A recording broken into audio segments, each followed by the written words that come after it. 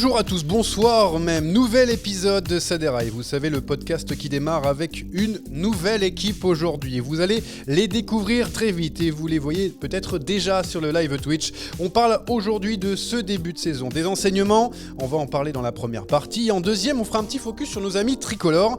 Et d'ailleurs, pour illustrer tout ça, notre invité aujourd'hui exceptionnel, Hugo Page, le sprinter d'Intermarché, Circus Wanty, Gobert, il y a plein de noms, on ne sait plus où les mettre dans l'ordre. Il faudra écouter donc cette interview qui est retrouvée tout à l'heure. En attendant, vous pouvez nous voir en live sur Twitch, poser vos questions, évidemment, comme vous le faites d'habitude. Il y a aussi la possibilité de nous entendre sur Discord. Et on veut bien, du coup, 2 internautes pour la fin, pour ce quiz, pour aller, évidemment, essayer de battre nos 2 nouveaux partenaires du jour. On va commencer par la Belgique, en attendant que Théo règle sa cam correctement. James Oudvaart, comment ça va ? Est-ce qu'on le prononce bien ? Il faut le faire un peu à la flamande, à la belge.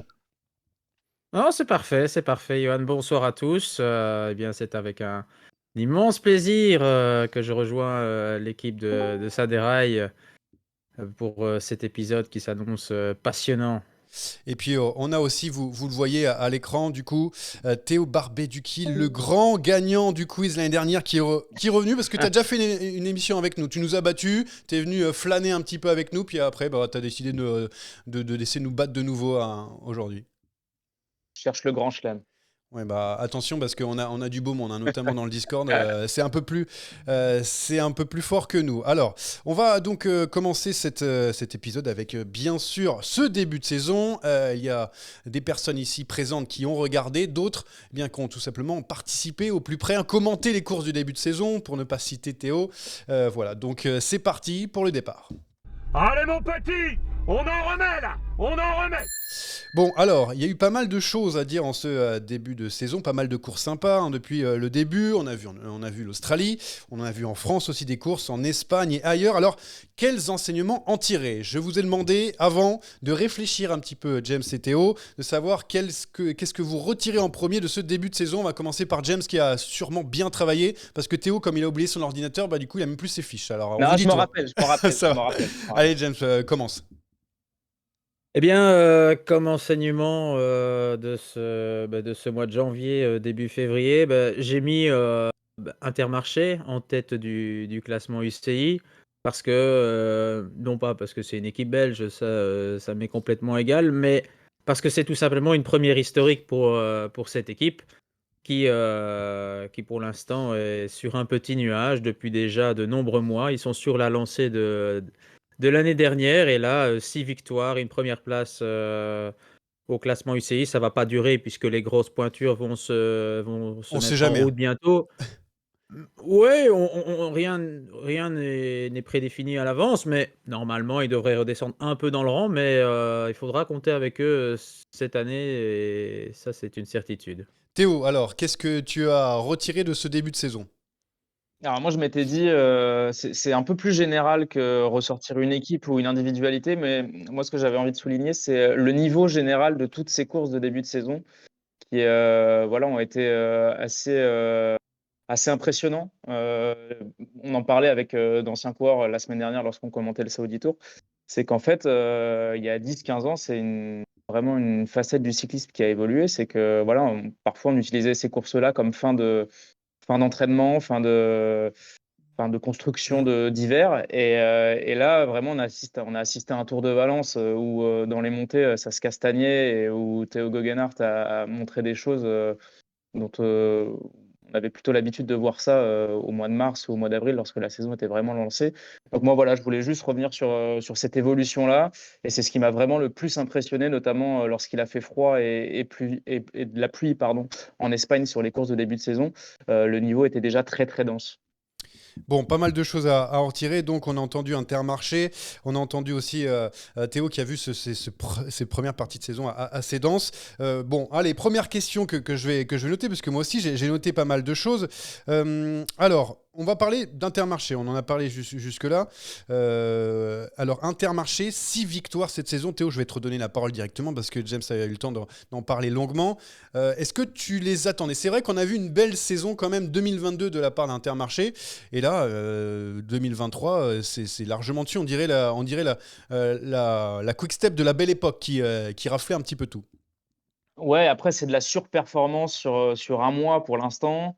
On sait que les grands leaders et les grosses cartes ne sont pas tous rentrés encore dans cette saison 2023.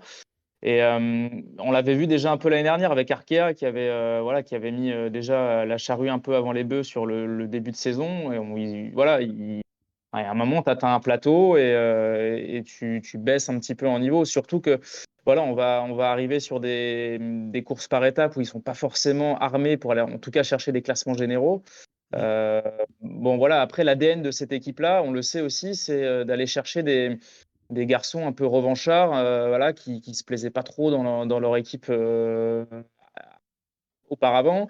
Et donc, on a toujours cet effet-là, ou un petit peu cet effet de levier, où on a envie de prouver et redonner la confiance qu'on a eue de cette équipe-là. Donc, pas vraiment surpris. Après, il y a eu des circonstances de course et des scénarios de course, notamment, je pense aux courses espagnoles, notamment au Kobe Gosens, étaient très forts, ça c'est clair. Ça, oui. Peut-être aussi que le climat a un peu surpris tout le monde, il faisait froid. Voilà, on sait que c'est pas forcément des conditions dont on raffole en début de saison. Donc peut-être il y a des nuances à ce très gros début de saison aussi à apporter. Bon, on n'a pas Rémi Dos Santos parmi nous, mais alors il aurait été fier, mais d'une fierté nationale tellement forte de voir Rui Costa gagner, notamment le Tour de la communauté de Valence. Hein. Il en a fait, il nous en a parlé en long et en large avant ce podcast. Évidemment, on le retrouvera, vous inquiétez pas. On a vu donc des coureurs surprenants, Rui Costa, Goussens, gagner pour Intermarché. James, toi qui dois suivre cette équipe belge un peu plus que nous, c'est quand même une surprise de les revoir performer à ce niveau. Ah, complètement, hein, surtout à ce niveau-là. Donc, être dans le coup, c'est une chose. Ça, on pouvait un peu s'y attendre. Mais de là à gagner et mettre la balle au fond, bon, Rui Costa, c'est une demi-surprise, Il même n'avait si plus bon, gagné ça depuis fait. longtemps. Ouais. Oui, oui, oui, oui, même si ça fait quand même déjà un sacré temps qu'il avait pu gagner. Oui, on le croyait presque périmé, mais finalement, chez Intermarché, on arrive encore à prolonger la date de validité d'un produit. Pour Kobo Gosens, alors là, c'est vraiment l'explosion totale, hein. Alors, ça reste que le challenge de Majorque, certes, avec des conditions climatiques particulières. Il faisait vraiment dégueulasse, hein, je m'en rappelle bien. Mais la manière, en fait, c'est surtout la manière dont il gagne, c'est-à-dire qu'il sort du peloton, il va chercher les échappés pour les déposer ensuite sur place pour finir en solo. Ouais, chapeau. Là, c'est quand même très, très, très fort. Donc, bah oui, les qualificatifs, là, nous manquent un peu. Et finalement, on les voit en tête. Il y a une Ils question sont pour sur toi, une. James, dans le chat, Ah, tiens, tant que tu as la parole. Il se prépare spécifiquement pour le début de saison. D'autres équipes ont l'air un peu plus en rodage. C'est Faute Balleur qui dit ça dans le chat. Est-ce que tu es d'accord Théo, oui, j'ai l'impression. C'était question pour James. Hein. Désolé, c'est marqué dessus. Hein. Moi, je fais que lire. Ouais, ouais. je n'ai pas tout à fait compris la question, pardon. Est-ce qu'il se prépare spécifiquement pour les débuts de saison, ce genre d'équipe, par exemple, pour essayer de performer un Ah, maximum oui, Intermarché a quand même, c'est quand même une équipe belge et par conséquent, les échéances qui arrivent, les classiques belges, forcément, sont importants. Donc, on pousse évidemment à ce que les coureurs soient déjà à un bon niveau pour les courses qui vont arriver. Donc, c'est normal aussi de les voir bons, hein, en tout cas bons, mais à ce niveau-là, très bons. Ça, c'est vrai que c'est quand même surprenant. Mais attends, on va les voir dans les classiques, hein. On a vu non seulement Rui Costa et Gosens, mais On a vu Girma, il Binyam, me ouais, semble bien sûr. déjà bien, bien en jambes. Tennyson, ça va être, à mon avis, aussi quelque chose d'assez important. Et puis, Lilian Calmejane, à mon avis, va pas en rester avec seulement une 4e place sur sa Ah, saison. c'est déjà mieux Ah, que tout ce qu'il a fait à G2R c'est déjà depuis. mieux, Hein, déjà, donc ouais. attention là aussi à Lilian Calmejane pour le week-end d'ouverture en France. Enfin, pas le week-end d'ouverture, c'est une façon de parler, puisque Hop, en hop, Belgique, hop, hop, hop, voilà, hop, attention à ce que voilà. tu dis, toi. Mais les classiques Drôme-Ardèche, là, attention à Calmejane pour éventuellement une surprise. Bon, on va continuer du coup dans les belles surprises de ce début de saison. J'ai oublié un petit préambule, hein, parce qu'on était en Australie avant. On a vu la confirmation, l'affirmation d'un Jay Vine qui a remporté le Tour Down Under. Alors c'est une question assez rapide que je vais poser à Théo. Est-ce qu'il faut compter sur lui Pour les grands tours cette année, et quand je dis compter sur lui, c'est-à-dire un top 5, voire podium cette année, en le voyant comme ça. Hein, on commence déjà. C'est comme ça les enseignements de début de saison. Moi, j'ai un peu de mal à y croire, en tout cas pour cette saison-là. Je pense qu'il sera très fort sur les courses d'une semaine avec un chrono, type Romandie, Suisse. Je ne dis pas qu'il fera ces courses-là, hein, mais voilà, ce type de course. Faut pas oublier le parcours de Jevine, Zwift, etc., etc. Ouais. Et quand même, ce gap d'être très fort sur des étapes de montagne, voilà, c'est évidemment très très fort. Il a choisi, ou en tout cas, la proposition du AE l'a choisi financièrement peut-être aussi, la bonne équipe qui sait faire en termes de classement généraux de Grand Tour. En revanche, moi, pour cette année, je pense que ce sera une année d'apprentissage pour lui Ah parce oui. que c'est très bien d'être, comme je le disais, très fort sur des étapes ciblées, etc. 3 semaines, c'est quand même une discipline. Tout le monde vous le dit, hein, tous les grands leaders vous le disent. Mentalement, c'est très long. Et on l'a vu un petit peu sur la Vuelta, il avait pris des cassures quand même en Ouais. première semaine, etc. Donc voilà, je pense qu'on va lui apprendre évidemment à rouler pour les classements généraux. Je suis pas sûr que ce sera l'année d'explosion, même si voilà, il y a un gros indice, c'est qu'il a vraiment bossé le Ah contre-la-montre ouais, c'est avec clair. du vrai gros matériel. On l'a vu en Australie justement. Donc c'est vraiment un indice fort qui, à mon avis, il va s'orienter là-dessus. Cette année, j'y crois un peu plus moyennement. Je ne sais pas si James sera d'accord avec moi. Ah bah James, J'ai rien, justement, j'allais te donner la parole alors. Oui, non. rien de plus à ajouter. C'était Alors, Je suis adoubé par un eh Belge. bah, très bien, je vais vous poser une question assez simple, oui ou non. Est-ce que Jevine fera un top 5 sur un grand tour cette saison, Théo? Oui, non. Non, non, non. James?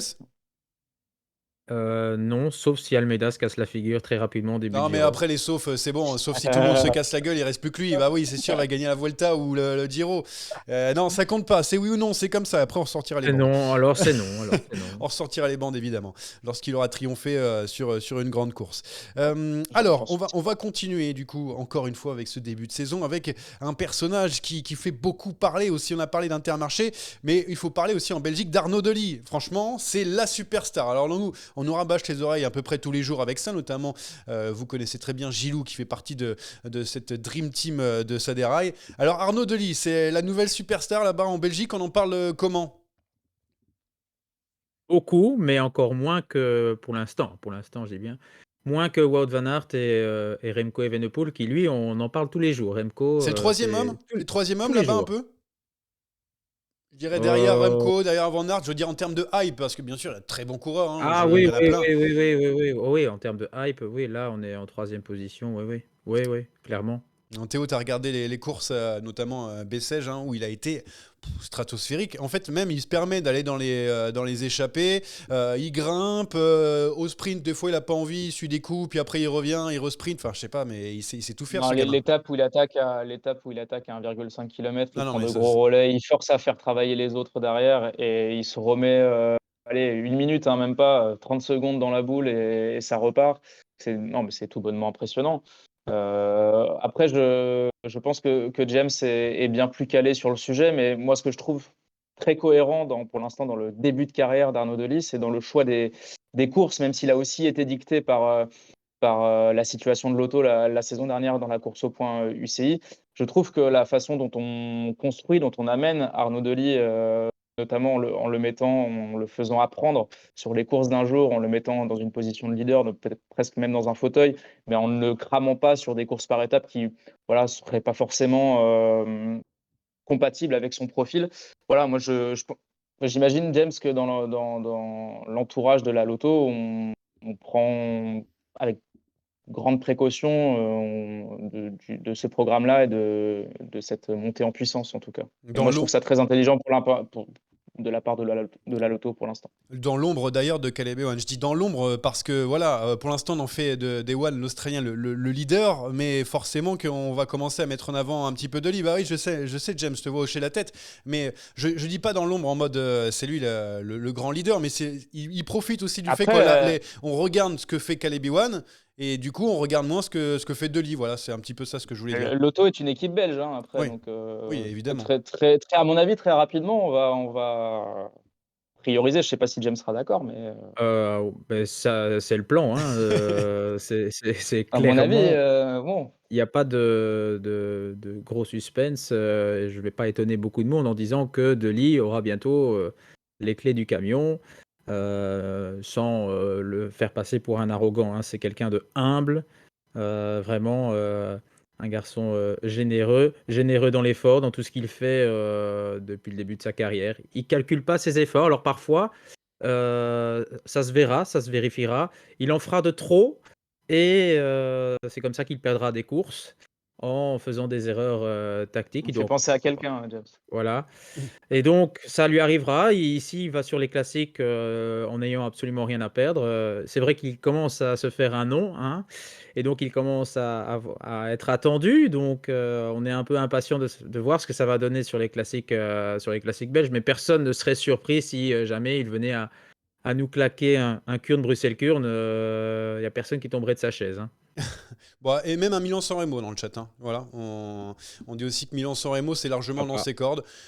Bon, je sais pas, Bon, j'oserais pas le Gord contredire. Wevelgem, il y a tellement de courses, toutes les courses qui vont arriver de mi-mars à fin avril, ça va être. En tout cas, moi, j'essaierai de m'en débarrasser, Bah ouais, avant ouais, la ouais. dernière ligne droite, hein. Si vous l'amenez dans la dernière ligne droite, peut créer la sensation. Maintenant, il reste à voir comment sur Milan-San Remo, l'entente La avec Caleb distance. Ewan, les 2 Ah bah seront oui. alignés.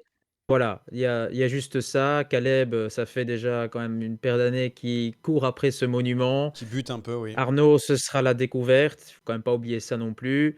Et Arnaud est capable de se mettre, exceptionnellement au service de l'Australien pour ce jour-là, car, il n'est pas, dans le mode, Caleb, maintenant je l'enterre et cetera. Au contraire, il est là pour apprendre. Donc peut-être que s'il faut faire un choix dans le final, si les 2 sont encore là, à mon avis, ce sera Arnaud pour Caleb. Mais Bah, en tout cas, rien n'est rien n'est impossible. il y a encore de très belles choses à faire pour le Belge. On dit que le fait vert le veut d'ici quelques années, dit Cactus sur Oui. un vélo. Ah oui, oui, Oui, ah, ça c'est puis validé.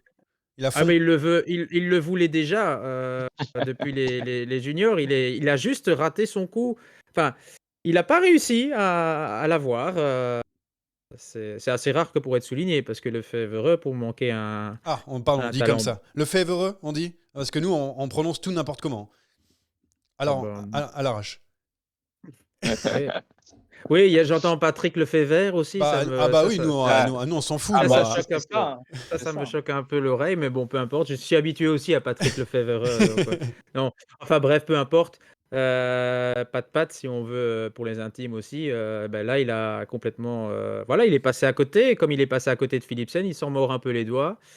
Mais il va tout faire pour le récupérer, pour, la fin du contrat donc, de Ligt qui est en, je pense, 2024, si je ne dis pas de Alors là, bêtises. Là, c'est clair qu'il mettra le paquet pour l'avoir. Ça, c'est une certitude. ah bon, là, il a déjà mis la main sur Julien Lafilippe, hein, donc doucement. Il peut pas tout avoir non plus. Allez, on va continuer avec Nelson Powell. C'est la dernière belle surprise, on va dire. Grosse surprise, même bon. Beau coureur en tout cas de ce début de saison avec cette victoire sur Grand Prix La Marseillaise, sur l'étoile de Bessèges.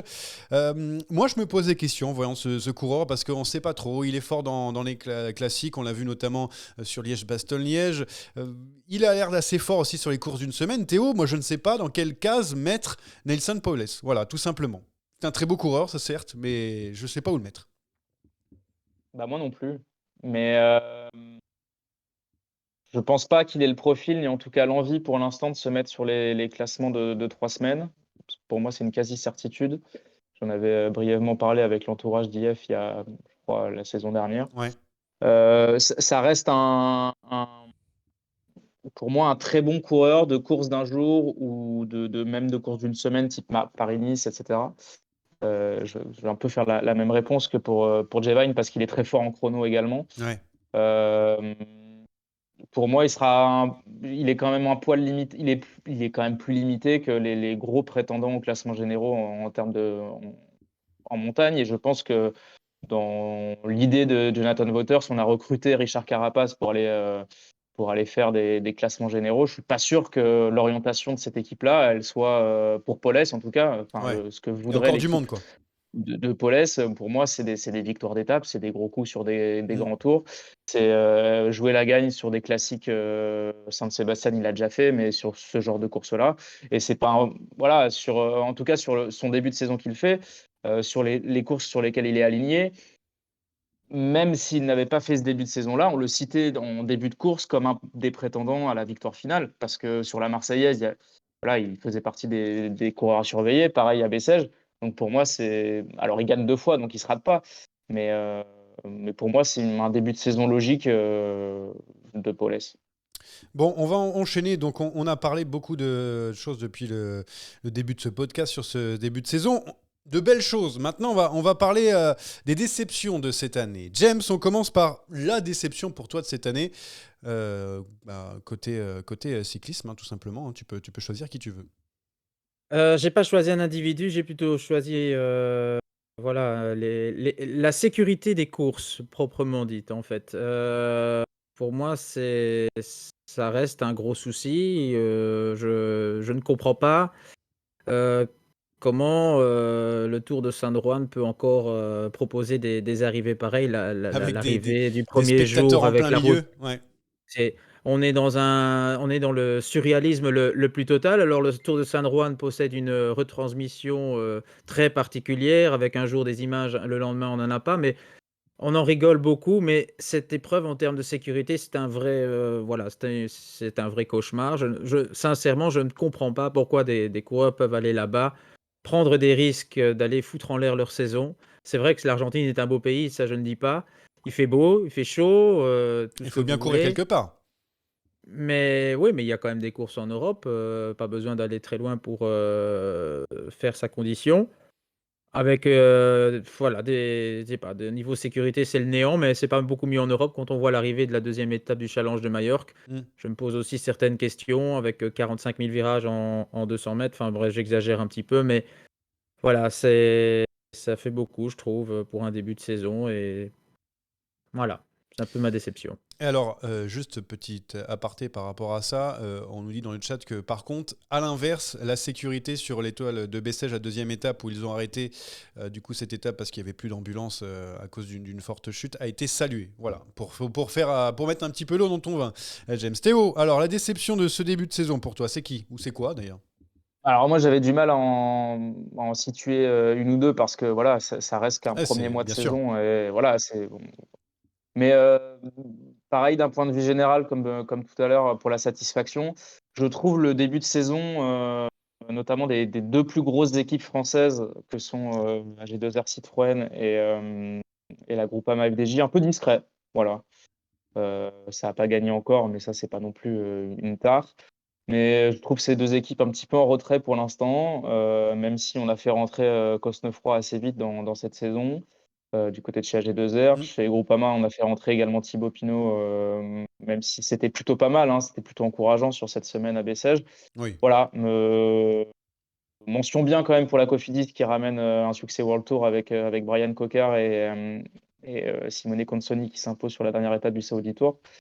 Voilà, je mettrais une petite exception pour la Total qui va aller chercher des succès, mais sur la Tropicale Amissa Ouais. Bongo, donc c'est quand même incomparable. Donc voilà, petit warning, entre guillemets, pour l'instant, sur le début de saison des équipes françaises à voir sur ce mois de février. Bah, Vous êtes un peu sévère, cher confrère. on est toujours. Alors, il faut savoir que Oui. nous, Français, on est vraiment sévères tout le Ah temps quoi qu'il oui. arrive. C'est comme ça. C'est Oui, notre parce mentalité. qu'en plus les têtes d'affiche du cyclisme français de ces équipes-là ne sont pas non plus rentrées Ah, bien sûr. totalement, même si on a eu Ben O'Connor en Australie. Voilà, je me conçois assez sévère, en effet. Oui, mais on aura le temps de parler de ces Français en deuxième partie, du coup, dans le sprint final, parce qu'on me pose des questions. Déception, Pinot, Penhoen a montré de belles choses aussi. Oui, peut-être. On verra tout à l'heure, évidemment. Pour moi, j'ai noté quelques déceptions. On m'a parlé de Boigny malchanceux. C'est pas une déception, mais aussi c'est décevant de le revoir encore C'est une fois vrai, au tapis, c'est vrai. malheureusement. Remco sur le Tour de San Juan, mini déception, mais bon, c'est une course de rentrée évidemment. Et j'ai noté, alors là, c'est cadeau, c'est mon Chris Froome encore parce que je l'ai vu. Alors, il a fait 3 courses en Australie. Il a été 2 fois à DNF sur les courses d'un jour. Et ensuite, il a pas réussi à Il s'est pas rentrer fait dans les battre 100. ouais. Il n'est pas rentré dans les 100 sur le Down Under. Voilà. Ouais. Compliqué Pas de pour surprise. Christopher Froome, qui croit toujours, à chaque interview, pouvoir regagner le Tour de France. Bon, je lui souhaite. En tout cas, il part de très très loin. Mais Johan, on n'est pas là pour se mentir. Bah oui, non, mais je sais qu'il gagnera Non, mais il est jamais. obligé de se tenir. Il est obligé de se. Non, mais il est obligé de toute façon, Ah bah oui, publiquement, d'y de croire. tenir ce discours-là vis-à-vis de ses sponsors, vis-à-vis des gens qui le payent et de sa résonance internationale. Voilà. Je pense qu'il n'y a plus que toi Clairement, qui s'attarde sur les résultats de Chris Froome. Bah, parce je que peux vous assurer. moi, je trouve que voilà, il fait encore partie des stars du peloton et donc du coup à chaque fois, chaque année il dit je suis encore plus fort que l'année dernière et il me déçoit Oui. encore plus fort. Bon voilà, je suis dupe, tant pis, tant pis. Bon allez, on va parler de ce qui s'est passé dernièrement. Vous savez, c'est la rubrique on n'attaque pas. Attaque de Pierre Rolland encore une fois. Personne ne réagit. Bon, alors, on va commencer par une actu très très fraîche. Je ne sais pas si vous avez regardé aujourd'hui l'UAE Tour féminin avec la défaite de Lorena Wiebes. Je dis bien la défaite parce qu'elle est battue par son ancienne coéquipière Charlotte Cole. C'est juste que Lorena Wiebes, j'ai pas été dans les statistiques, j'ai pas trop eu le temps, mais je pense qu'elle n'avait pas été battue au sprint depuis très longtemps. Je ne sais pas si ça vous a marqué aujourd'hui. Alors, on n'est pas tout le temps obligé de réagir sur en attaque, on n'attaque pas, mais si quelqu'un veut prendre la parole, c'est maintenant ou jamais. James, Théo? Non, ça vous a pas marqué? Je- C'est vrai que je me disais qu'aujourd'hui, en tout cas, pour marquer le coup, première course pour ces Ah oui, nouvelles couleurs, elle ouais, va bien sûr, gagner avec avec Stewarts. 4 vélos d'avance, ça va être phénoménal. En allant chez SD Works, déjà que c'était la plus forte du monde au sprint, chez SD Works, qu'est-ce que ça va donner?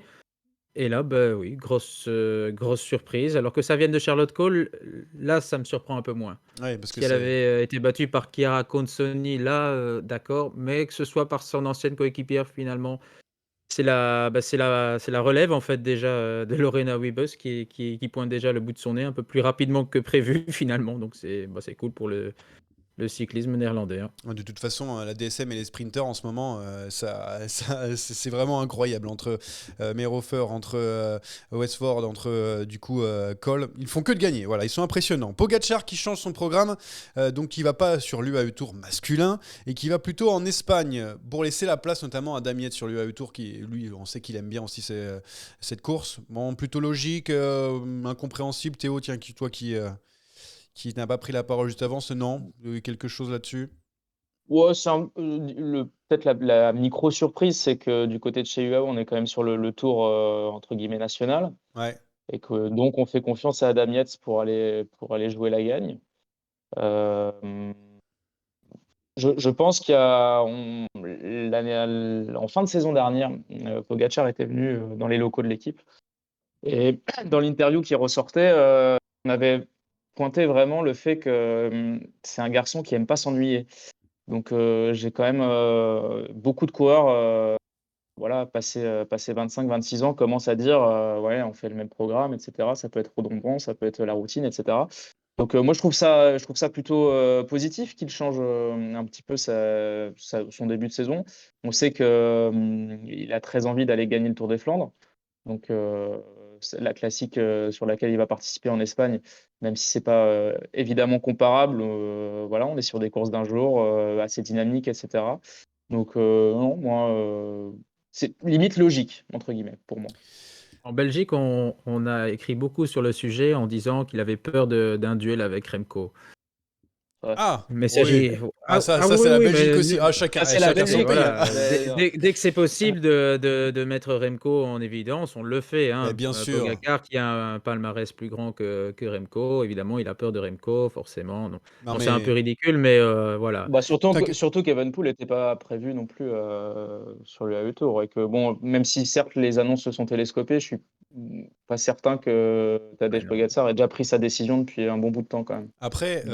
je pense que Pogacar ne vient pas sur Bessèges pour éviter d'affronter Thibaut Pinot. Donc ça me paraît somme toute logique, hein, évidemment. Autre petite histoire, la belle histoire, Esteban Chavez, vainqueur du coup en Colombie, champion de Colombie. Voilà, ça, je voulais juste le noter parce que ça fait plaisir. J'ai juste ça à dire parce que son sourire, sa présence est un coureur qu'on apprécie, Esteban Chavez, et ça fait plaisir de le voir remporter donc ce championnat de Colombie et surtout de porter ce joli maillot qu'on apprécie aussi avec les couleurs du drapeau. Et le dernier truc, alors Go Sport Roubaix-Lille Métropole menacé de disparition, ça fait beaucoup après BNB. Ouais, Ouais. voilà. Bah, après c'est la conjoncture économique qui est pas bon, en tout cas pour Gosport, hein, plus que pour BNB qui a un autre problème. Bah oui, malheureusement, c'est un peu le lot de ce modèle de cyclisme-là qui est basé sur les marques. Et c'est clair que au sport, le sponsoring d'une équipe de vélo par rapport à la liquidation et à la faillite de l'entreprise même, voilà, c'est malheureusement malheureux, entre guillemets. Voilà, donc encore peut-être une équipe française qui va devoir disparaître, hein, avec Ouais. notamment Thomas Bouda, c'est l'un des patrons de cette équipe, hein, le sprinter, l'ancien sprinter passé par Arkea et par Total Energy qui s'appelait, je ne sais plus comment à l'époque, ça change tellement de fois de nom qu'on ne sait plus. On va... Direct. Ouais, sûrement direct à l'époque. On va passer à l'interview du jour, du soir cette fois-ci, vous allez l'entendre, c'est magnifique, c'est la magie de Sadera et on se développe de plus en plus avec donc Hugo Page qui est notre invité, le coureur d'Intermarché Circus Wanty, je crois que c'est dans cet ordre-là, qui a réalisé de très belles choses cette saison et on l'accueille tout de suite. 220 km d'échappée, une arrivée solitaire, un exploit dont il faudra bien se rappeler tout au long de la saison. Bonjour.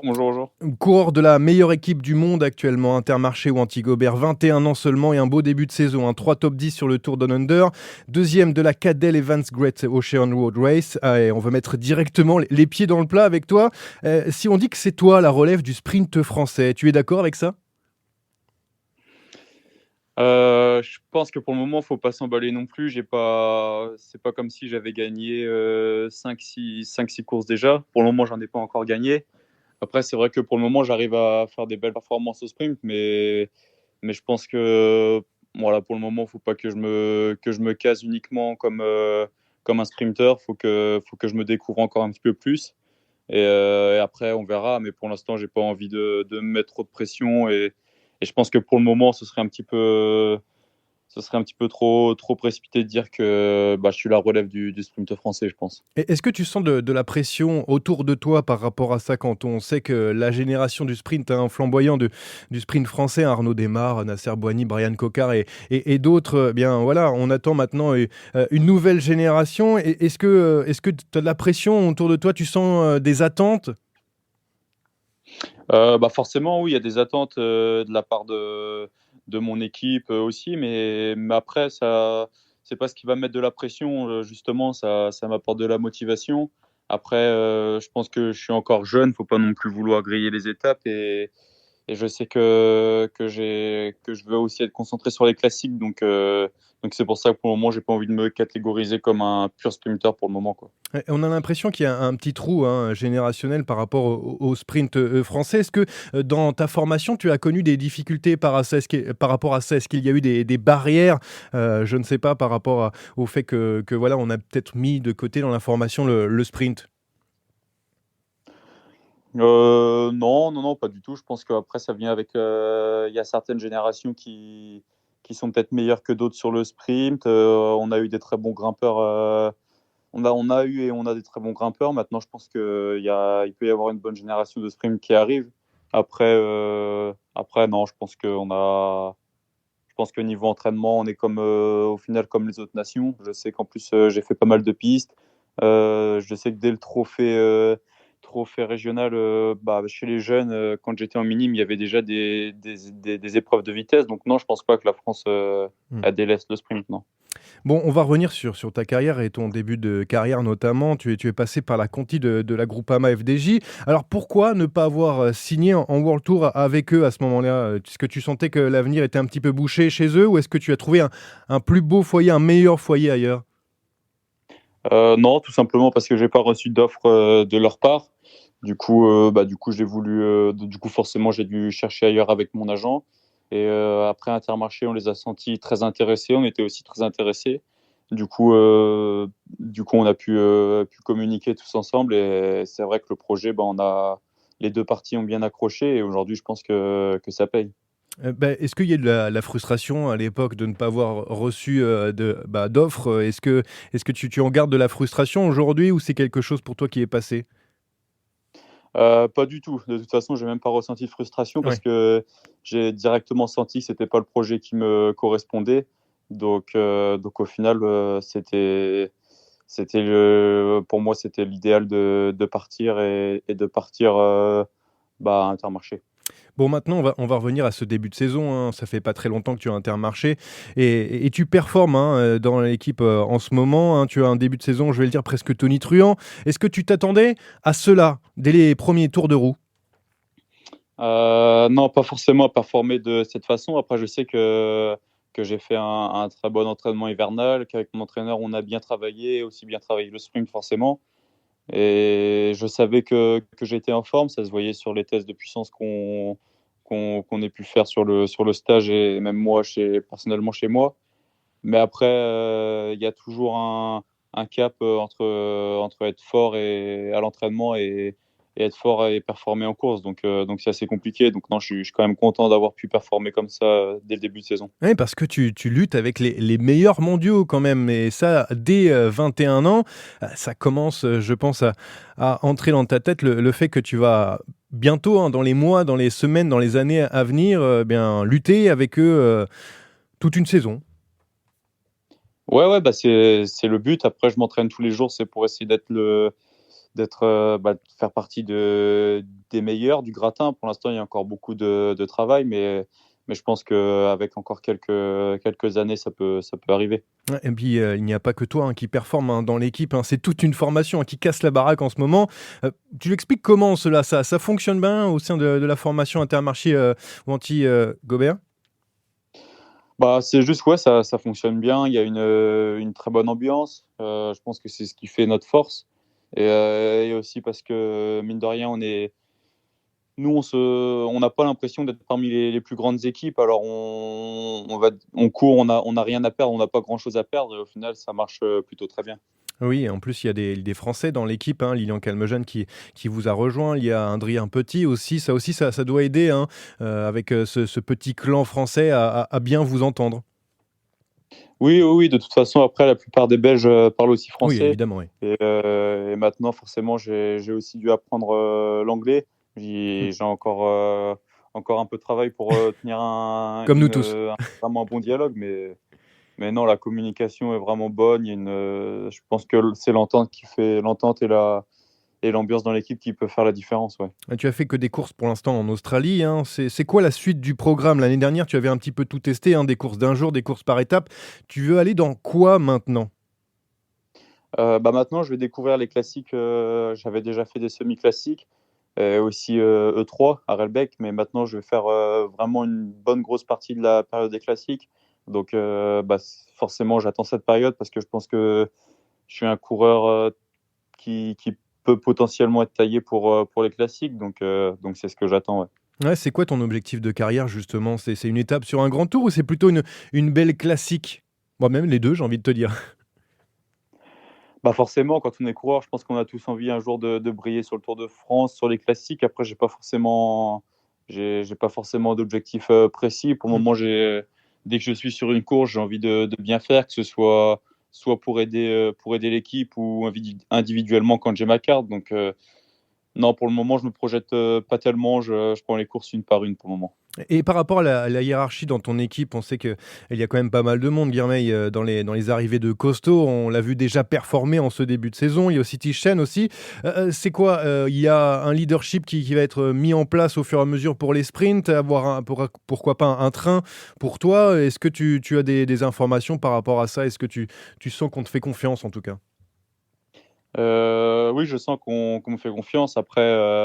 Après, l'équipe a commencé à me connaître pas mal.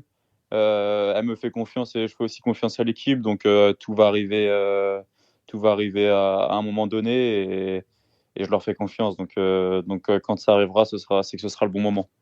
Cette saison, elle est réussie comment pour Hugo Page? Avec une ou des victoires. C'est le but ultime, c'est de gagner. Peu importe la course, pour moi, il n'y a pas de petite victoire. Donc non, c'est de gagner. Alors, on va passer à une nouvelle rubrique, hein, c'est la Juclette pour toi, Hugo. Il y a le petit jingle et on arrive juste après toi. C'est parti, boum, la giclette est là, on l'attendait. La giclette, donc c'est voilà, une rubrique un peu particulière, Hugo. Il faut prendre un petit peu tout le temps les questions au second degré. Tu verras des petites questions avec des réponses assez courtes. Il faut soit un petit oui, soit un petit non. Est-ce que tu es prêt? Ouais, je suis prêt. Première question, est-ce que tu n'as pas trop peur de gagner une grande course parce que le quotidien L'équipe ne te loupera pas sur les jeux de mots avec ton nom de famille du genre il se met à la page? Non. Quand tu vas au petit-déj le matin, est-ce que te lèves plus tôt qu'Alexander Christophe, connu pour être un gros mangeur avant qu'il ne mange tout? Non. En parlant de manger, Rui Costa, il mange quoi en ce moment parce qu'il est très fort? Je déjeune pas avec lui. En vrai, t'es plus fort au sprint que Paul Pénoët, ton ancien colocataire en Conti, vole-nous maintenant. Pour le moment, on a fait que 6 courses, donc je sais pas. Allez, avoue-le-nous aussi, t'as arrêté le football étant petit pour te mettre au vélo parce que tu étais mauvais. Oui, et ça, c'est réel. Vélo d'or cadet, c'est ton dernier vélo d'or ou tu en auras un autre? Euh, Elle est plus dure Ah, cette question. Bah non, c'est pas le dernier, alors je vais pas me souhaiter que ce soit le dernier. Bon, on ne te souhaite pas non plus. Alors, ce serait quoi ta plus grande victoire? Remporter le sprint sur les Champs-Élysées ou de sortir victorieux d'un octogone face à Molano, qui t'a pris à partie en fin d'étape sur le Dauphiné, pour information? Remporter sur les Champs-Élysées parce que je suis cycliste et pas boxeur. Et ton idole dans le cyclisme, c'est Thibaut Pinot. Tu vas lui demander son maillot lors de ta dernière course avec lui? Lui demander quoi? Son maillot, comme ça se fait dans le football, par exemple. Non. Non, bon voilà, même si tu as avoué d'ailleurs dans Bistro Vélo, parce qu'on écoute tout aussi, que tu regardes personne avec d'admiration, tu vois, c'est un peu ça le truc que tu avais dit dans Bistro Vélo. Thibaut Pinot, c'est certes celui qui t'a donné envie, en tout cas celui que tu as regardé, mais voilà, tu aimes un petit peu tout le monde dans les coureurs. Oui, voilà. Forcément, il y a des coureurs que je regarde peut-être plus que d'autres, mais à un moment donné, je pense que si tu admires un coureur et que tu as les yeux grands ouverts sur lui, bah, tu restes avec lui dans sa roue ou alors tu le passeras jamais. Donc je pense qu'il faut pas être en admiration non plus devant des coureurs, même s'il y a des très beaux et très forts coureurs, quoi. Et même si je pense que dans l'école, pour l'instant, tu auras du mal à le suivre. Si je peux me permettre, pour l'instant, il va très fort. Merci beaucoup, Hugo Page, donc coureur d'Intermarché ou Antigobert, d'avoir joué le jeu pour Saderail. Et bonne saison à toi. Merci beaucoup. Et on va partir donc dans ce sprint final. On va parler, je suis désolé James, mais on va parler des Français. C'est le moment du sprint final. Oh le coup de tête! Oh le coup de tête de Marco! Oh le deuxième coup de tête de Rencho! Oh que ça c'est pas bien! Alors donc, pour commencer, c'est nos amis français. Voilà, on a regardé un petit peu toute cette saison et on voulait commencer par les belles... J'ai pas envie de dire belles surprises, mais les belles choses que nous ont montré les Français cette saison, avec notamment, je vais vous le dire, Hugo Page qu'on vient d'entendre, avec cette deuxième place sur la Cadel Evans Great Ocean Road Race, je crois que c'est dans l'ordre, et donc après, ensuite, de très beaux sprints sur le Tour Down Under. Théo, c'est l'avenir du sprint français? Hugo Page. Ah ouais, c'est pas facile les questions. Moi, je dirais pas du sprint. Ah, toi tu vois... Lui, Enfin, il hésitait entre les deux. Comment parler? Il hésitait entre les deux. En Eh fait, oui. je vais même poser la question de savoir si c'était pas une sorte de Christophe Laporte, voilà, un espèce d'hybride entre le sprint et les classiques. J'allais te dire un Michael Matthews français, quoi. Ah oui, donc quelqu'un qui passe quand même un peu les bosses et qui Moi, j'ai l'impression que, en tout cas, et c'est corrélé avec ce qu'il montrait dans ses années juniors et espoir, je pense que il est capable de passer des bosses, un peu à la manière de, c'est pas du tout le même gabarit, mais en termes de profil, un peu un garçon comme Jonathan Milan que l'on a vu sur le Saudi Tour en début de saison. Très costaud, ouais. La semaine dernière, tout du moins. Et que l'on avait vu sur la Crow Race notamment faire des places. Et je pense que sur des courses difficiles, type Amstel, etc., je pense qu'il peut être très très fort. Et je pense qu'il en manque un tout petit peu sur un sprint massif pour moi. James, toi qui vois évoluer un Français chez Intermarché, oui, tu lèves le doigt carrément, t'es un bon élève, vas-y. Oui, je lève le doigt, ouais, je suis un bon élève. Non, mais pour rebondir sur ce qu'il dit, ça veut dire que s'il le compare à Michael Matthews, ça veut dire que forcément, il va pas gagner grand-chose dans sa carrière alors. Ah, ça va, il a quand même un maillot vert sur le Tour de France, il a gagné quand même de très belles courses, c'était pas très sympa. Oh, C'est pas parce que j'exagère. t'as des Philipsen et des Deli en ce moment qui brillent que tu dois faire le fanfaron, parce que ça arrivera aussi un jour où tu auras de vieux Ah sprinteurs, oui. ou alors tes coureurs par étapes depuis très longtemps, c'était très difficile aussi, mais bon, Juste pour ma connaissance, le sprint final, c'est toujours sur les Français ou ça ça change. c'est... C'est autre chose, c'est une ouverture sur le monde et l'esprit, le sprint final, D'accord. c'est pour ça qu'on met des coups Enfin, de pour tête. l'instant, c'est une ouverture sur la France, quoi. Ouais, c'est une ouverture Ouais, sur c'est la ça, France. quoi. Mais la France et Hugo Page, qui est quand même d'une équipe belge, donc comment on le voit là-bas, Hugo Page? Ce petit jeune qui monte. Pour l'instant, on n'en parle pas du tout. Donc, Ah ouais, d'accord, on s'en fout. Mais Intermarché, on n'en parle pas comme on des en bons coureurs de cette équipe. on parle d'Intermarché, en fait, pour l'instant, dans sa globalité. On cible pas un individu. Pour l'instant, les médias parlent du très bon début de saison de l'équipe, mais pas sur un coureur en particulier. Ouais, voilà, c'est juste ça pour l'instant. Donc, Donc Hugo Page, on en a parlé déjà avec lui et ensemble. On va ensuite passer à, j'ai envie de dire enfin, à la délivrance pour Brian Cocard qui a enfin gagné en World Tour. Alors Théo, celle-là, si on l'avait pas vu venir, franchement, Brian Cocard, je pensais que ça se fera jamais. Voilà, je te le dis clairement, je me suis dit c'est bon, c'est un truc qui est au-dessus de lui, il gagnera jamais finalement. Gros sprint en costaud, là, la rage pour Brian Cocard. Alors oui, sur le côté symbolique, évidemment. Euh, ah mais non, pas de mon mais. côté, Ah mon non, côté un petit peu ah exigeant non, ah non. avec nos amis français, c'est que pour moi, le Tour de Under, malheureusement, C'est pas il a du une vrai World saveur. Tour. Allez, Sur les stats, oui. Sur les stats, voilà, ça restera. voilà. Après, Non, mais il gagne de très belle manière sur une arrivée qui lui convient. Non, très fort, Brian Cocard. J'espère que ça débloquera beaucoup d'autres. Voilà. Je crois que Cactus sur un vélo dans le chat a résumé ta façon de penser. Le Tour Down Under a gagné beaucoup de légitimité d'un coup chez les Français après cette victoire. Voilà. Ah bah ouais, ouais. Je pense qu'il a bien résumé tout ça.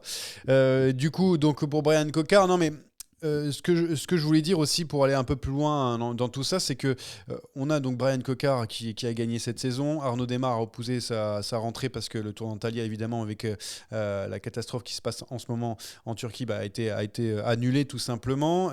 Nasser Boigny, bon, chute sur chute, on ne voit même plus sur un vélo. On manque, nous, Théo, de relève au niveau du sprint. On essaie de chercher quelque chose. On parle d'Hugo Page, on parle de Paul Penouet, mais c'est difficile de trouver. Je parle de nos amis belges parce qu'il y a quand même beaucoup de monde, mais nous, on cherche, Théo. Je cherche aussi avec toi, hein, Johan, très honnêtement. Après, voilà, c'est une question de cycle aussi.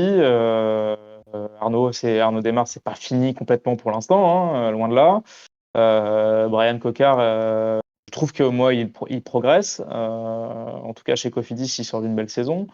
Même si c'est pas un pur sprinter qui va aller chatouiller Dylan Groenewegen Oui. ou Olaf Koy ou sur des arrivées toutes plates, il faut un certain scénario de course et surtout de finale. Après, Paul Penouet, oui, il centralise un petit peu tous nos espoirs sur le sprint, en tout cas. Oui, il y en a un non, autre mais il qui a du a... potentiel, hein. Ouais, oui, mais en fait, on voit déjà des coureurs gagner très très tôt maintenant que lorsqu'on arrive à 20-21 ans et qu'on a du mal à passer un step, on voit Arnaud Delis, et c'est que dalle, Remco c'est que dalle. Après, il y a Après, ce sont des mecs Jason Tesson à la totale, qui a été noté, qui a ouais. passé, pardon, qui a passé ce cap-là de la Conti vers Après, une totale. Mais bon, on est peut-être qu'au niveau du sprint, bon, ce sera peut-être un peu léger dans les années à venir, mais avec les deux de la FDJ, là, Martinez et Grégoire, vous allez aussi vous amuser, hein. Vous avez deux méchantes pépites là. Pour compenser le manque de sprinteurs, vous allez vous amuser quand la route va s'élever, hein. Ouais, on se méfie toujours. Tu sais, nous, tant qu'on n'a pas vu gagner, on se méfie Ah un petit ouais, peu. ouais. Autre Français donc qui a été en vue, on parlait de la Groupama FDJ, Thibaut Pinot qui a fait sa rentrée. C'est sa dernière saison, normalement, sauf s'il est champion de France. c'est sa dernière saison. Donc du coup, James, déjà, je voulais savoir, en Belgique, on s'intéresse ou pas du tout à la dernière saison de Thibaut Pinot? Il n'y a que nous qui le mettions tout en haut dans les légendes. Oh, les sites belges en ont fait une petite news, Une brève. une brève, voilà, exactement, c'est le terme adéquat. Donc voilà, c'est tout, parmi tant de nouvelles, hein, donc pas grand-chose à dire en Belgique. Je vois la popularité évidemment sur les réseaux de Thibaut Pinot, ça me fascine. Je dis pas que c'est incompréhensible, loin de là, je comprends parce qu'il véhicule de l'émotion. Mais en Belgique, non, on s'en fout un petit peu. Alors, on parlait tout à l'heure du début de saison des Français. Déception ou pas pour Thibaut Pinot? Parce que c'est vrai qu'on en attendait beaucoup. Il avait, lui, de grandes ambitions. Il l'avait dit, hein, voulait même remporter l'étoile de Bessèges ou au moins lutter pour la victoire finale. Est-ce que du coup, c'est une déception de le voir que 6e, Théo? Non, je trouve pas. Moi, je l'ai vu courir comme pas beaucoup de fois, en tout cas la saison dernière, à se remettre un petit peu à frotter, même si dans les bordures, il était plus en retrait. Sur le final où ça a pété de partout, il était présent. Dommage que le Mont-Bouquet n'ait pas été une explication claire et franche entre les meilleurs grimpeurs de cette étoile de Bessèges, parce qu'il y avait eu de la course avant, et tant mieux d'ailleurs, parce que c'est un scénario de course qui a été très agréable à suivre. Mais au vu de ce qu'on a vu cet hiver, je ne sais pas si vous fouillez un petit peu les Strava de Thibaut, parce qu'il met beaucoup de choses et tant mieux d'ailleurs au niveau de la transparence de son entraînement. Je Les- pense qu'il a très envie de finir en beauté. Et les watts Et sont ça, là. c'est une C'est ce que tu veux certitude, hein. dire. Les watts sont là. Bah, moi, j'ai l'impression. Ouais, après, en effet, il est dans le rideau, deuxième rideau sur cette étoile de Bessèges, juste derrière les plus forts. Mais pour moi, j'ai trouvé que c'était une vraie rentrée encourageante et j'ai hâte de voir sur le Tour Alpes-Maritimes et Var.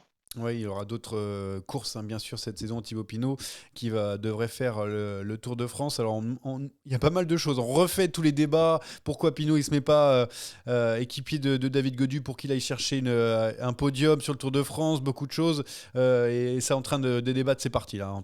C'est normal si on rajoute des mares, on peut pas tout faire.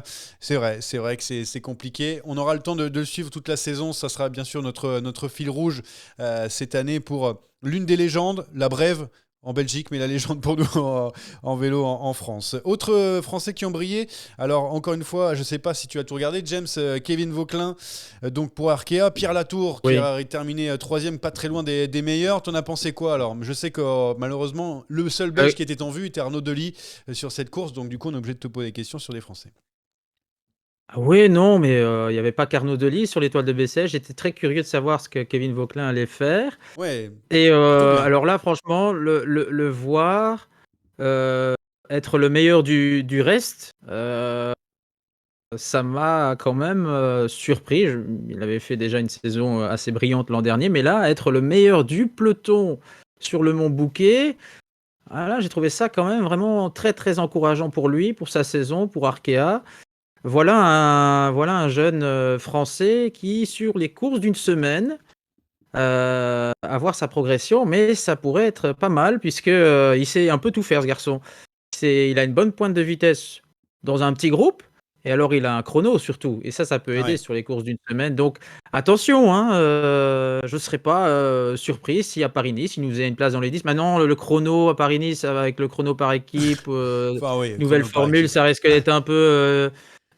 d'être un peu spécial, mais voilà un jeune qui un peu en dessous là, des radars. On parle beaucoup de Pinot, de comment il s'appelle, de Lenny Martinez, qui évidemment est un fabuleux grimpeur en devenir. Mais alors ce Kevin Vauquelin, moi, il me fait une très bonne impression. Et Pierre Latour, il est à son niveau, tout simplement. Oui, Vauquelin, on va rester dessus, hein. C'est lui qui s'est extirpé du peloton, qui a fait la meilleure montée du peloton. T'en penses quoi, Théo, de Vauquelin? C'est vrai qu'on l'a vu faire des placettes sur des courses aussi de début de saison l'année dernière. Je me souviens, je crois, c'est peut-être Tour d'Oman de mémoire, je me souviens Ouais. plus, Oui. où il avait été très bon Ouais. dans une montée. Voilà, Kevin Vauquelin, c'est plutôt pas mal, c'est encourageant. Arkea aussi a besoin de grimpeurs, vu qu'ils ont perdu Nairo Quintana. Donc, Ouais, moi je l'ai un petit peu côtoyé au Luxembourg, notamment sur une semaine la saison Ouais. dernière où il était leader. Chez Arkea, sur un peu le même type de course, une course accidentée avec un chrono, et il était pas loin d'aller faire podium. Donc oui, non, très belle évolution de Kevin Vauquelin. L'inconnu encore, évidemment, c'est la haute montagne, comme tu le disais, que Arkea cherchait des grimpeurs. On va Ouais. voir aussi. C'est un peu l'inconnu encore dans son profil. Mais en tout cas, ça faisait longtemps en France qu'on n'avait pas eu ce. Alors, Pierre Latour, elle avait aussi ce profil-là de passer un peu Ouais. partout, d'être fort en chrono, Sauf en d'être descente. fort dans les bosses, etc. Oui, mais il s'est débloqué, j'ai l'impression aussi. Enfin, en tout cas, ça allait mieux Ouais, chez c'est vrai. ABCG pour Pierre Latour. Et on en est ravis. Euh, il faudra confirmer sur une vraie grosse, enfin une vraie course d'une semaine, comme tu le disais, James, sur un Paris-Nice, pour valider. Mais en tout cas, c'est en progrès et pour moi, c'est très fort, très très fort et très accessible et Ouais, très sympathique ouais, au demeurant. il a l'air très sympathique. J'ai noté aussi, alors j'ai noté Valentin Ferron qui a failli descendre du coup d'un parapet. Ouais, j'allais te le On dire. l'a vu sur un pont. Il a été sauvé, on va dire si je peux utiliser ces termes, par Axel Laurence aussi qui était présent sur Bessèges. Axel Zingle, on sait jamais comment l'appeler. Très bon en Espagne aussi. Zingle. Zingle, très Ouais. bon en Espagne. J'ai trouvé très bon aussi. Il a eu du bon punch. Ce coureur qui va sûrement Moi, faire de j'ai belles bien aimé choses. Louis Barré également. Ah, voilà, Le Louis Marseillais, Barré de Cofidis qui qui a était fait une assez belle fort montée. en Ouais. Espagne. Il a fait quoi? Euh, Alors, Louis Barré, de mémoire, il a fait une belle placée il sur fait top Valence, 10, non? il fait top 10 en Espagne et voilà, et je l'ai trouvé très actif pour un jeune garçon qui rentre dans le World Tour, tout simplement. Voilà, petite piécette à surveiller, quoi. On se Ok, disait un peu pareil que pour Mathis Louvel la saison dernière sur les classiques flandriennes, donc voilà. très bien. Alors, vous avez entendu, il y a du monde qui arrive dans le chat, enfin dans le Discord, du coup, parce que vous savez, c'est l'heure du très attendu quiz. J'ai fait bien attention à, évidemment, ne pas divulguer d'informations pour mes deux compères qui vont préparer donc et se frotter à ce qu'il fait de mieux sur la planète cycliste. C'est donc le quiz. Je me suis mis de côté, moi. C'est parti. Ce quiz est une dictature orchestrée par moi-même. Oh, j'ai pas compris la question, c'est... Alors, pour ce quiz, sur les enseignements du début de saison 2023, je vais évidemment vous poser des questions sur le début de saison 2023, voilà, si vous m'entendez bien. Donc, j'ai Hugo qui est avec nous, qui a déjà gagné en début de saison pour la première, mais qui a décidé de revenir pour encore une fois fesser nos chroniqueurs. Hugo, est-ce que tu es là ? Oui. Hugo qu'on entend bien. Et donc nous avons Fidèle qui est fidèle au poste aussi pour deuxième internaute qui va participer au quiz. Bonsoir Fidèle. Bonsoir. Alors, Je sais pas si vous m'entendez bien. mais oui, on t'entend très bien. Et surtout, tu vas avoir le choix. C'est toi qui choisis en premier parce que j'ai décidé de faire des équipes. Donc pour aujourd'hui. Alors, Ok. équipe Belgique ou équipe France aujourd'hui ? T'as compris, hein, j'ai pas besoin de dire qui est qui. Ah mais équipe France. Équipe France, donc Ah. Hugo, ça te dérange pas de passer de l'autre côté de la frontière? Tu y es peut-être déjà d'ailleurs, hein, on sait jamais, hein, les Belges nous battent sur leur propre terrain. Non, ça me dérange pas. Puis de toute façon, j'ai pas trop l'impression d'avoir le choix. Bon, c'est parti. Donc le duo, faudra juste me rappeler, je vais essayer de bien voir qui répond à chaque fois. Donc c'est simple, 10 questions sur le début de la saison. Et donc du coup, l'équipe qui marque le plus de points remportera donc Il faut ce être le quiz. plus rapide, c'est ça. Hein, Il faut être on doit le pas plus attendre. rapide, évidemment. James. Ok, Première ok. question. Ouais, c'est ma première. Je préfère poser quand même les bonnes questions avant d'attendre de répondre. Non, ok. Test de rapidité. Alors, il faut savoir que malheureusement, j'ai en train de regarder moi les questions. Il y a pas mal d'équipes de questions sur les Français. Heureusement que tu as Hugo avec toi.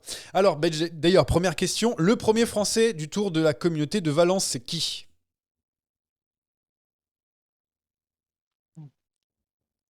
Il n'y avait pas de Français. On a le droit à PCS. Il y avait alors il y a que Anthony Nicolas qui a le droit à PCS, le reste du temps non, c'est 100. Alors qu'il y avait un seul Français, je crois, sur cette course, et c'est lui qui a fini premier au général, mais il était quand même pas loin des 20, 22e. Pour ce Français qui a l'habitude d'être dans des formations étrangères, ça fait un petit moment qu'il n'avait pas été en France. Il a été équipier de coureurs qui ont gagné les grands tours. Est-ce que vous l'avez ou pas? Un tout petit grimpeur. Elisande. C'est Elisande, la bonne réponse pour James. Premier point donc pour l'équipe Belgique. Heureusement que tu as dit qu'il était petit, hein, parce que. Ah bah, je vous donne les indices au fur et à j'en mesure. connais qu'un seul des petits, français, désolé. Ah, il y a Martinez, c'est vrai, ça aurait pu être lui. Non, mais pour l'instant, c'est Elisande. Rui Costa a gagné 3 fois cette saison. Sa dernière victoire, c'était où? Tour de Communauté de Valence. Bah, avant celle-là, évidemment, sa dernière victoire. Ah bah non. Ah bah non, sa dernière victoire avant cette saison, c'était où? Est-ce qu'un titre national, ça compte? Ça compte, évidemment, ça compte. Ah bah alors c'est ça. Et c'était en quelle année? Point bonus. 2020. 2020. Qui a répondu 2020? J'allais dire ça aussi, mais... Moi. Ah, c'est Hugo, du coup. Alors, c'est vraiment un beau duo. 2-0 donc pour la Belgique face à la France. Faut se reprendre là, les gars. Ouais, mais poser les questions plus clairement. Non. C'était ouais, mais pas très bien attention, posé. hein, la Belgique, on avait aussi mené 2-0 en Coupe des Nations, en Ligue des Nations, avant de se faire taper 2-3. Donc c'est pas encore gagné. Hein. Donc bravo pour ces 3 victoires, mais il n'est pas le seul à avoir gagné 3 fois cette saison. Qui sont les 2 autres coureurs? Jason Tesson? Non. Ah, oui, Jérôme Cousin. Jérôme Cousin, il n'a pas gagné cette saison. Alors, je ne sais pas qui a donné cette réponse. Mais il a gagné. Ah non, Geoffrey Soupe. Voilà, mais en plus, Théo, t'es pas aidé, hein, franchement. Alors, et Arnaud Delis? Arnaud Delis, c'est bon. Oui, mais oui, bien sûr. Mais il y en a un deuxième.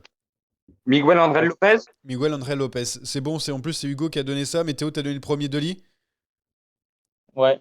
Angel Lopez a donc déjà on va gagné mettre 3 un point fois. partout. Ouais, déjà 3 fois. Le chrono national et le San Juan. Ah oui, coup, oui. Pour oui. Miguel Angel Lopez. Je l'avais enterré. Désolé, moi je l'avais enterré. Ça fait 3-1 donc pour la Belgique toujours. Astana, c'est l'une des pires équipes de la saison, mais ça a quand même gagné. Mais qui a gagné pour Astana? Velasco. Voilà, c'est bon pour James avant 4-1. Ah ouais, mais j'attendais que tu finisses de poser la question. Qui est l'équipe française qui a le plus gagné cette saison?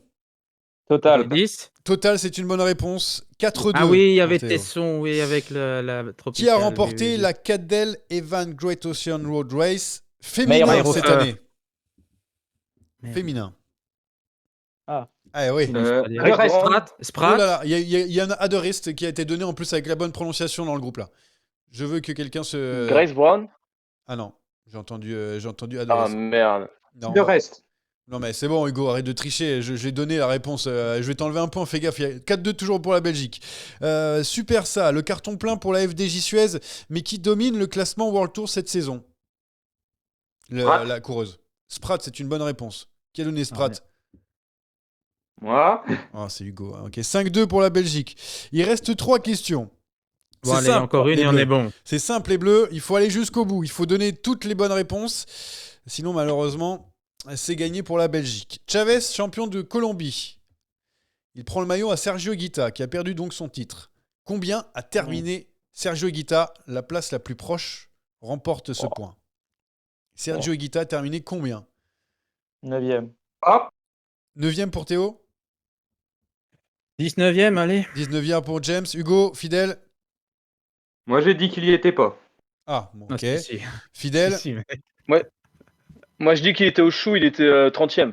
Eh bien, on a un plus proche. Et c'est donc la Belgique qui a remporté ce quiz, puisqu'il a terminé 20e.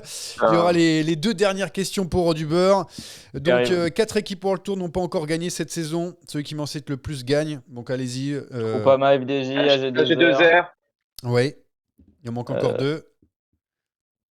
Arkea aussi. Donc, 3 équipes françaises.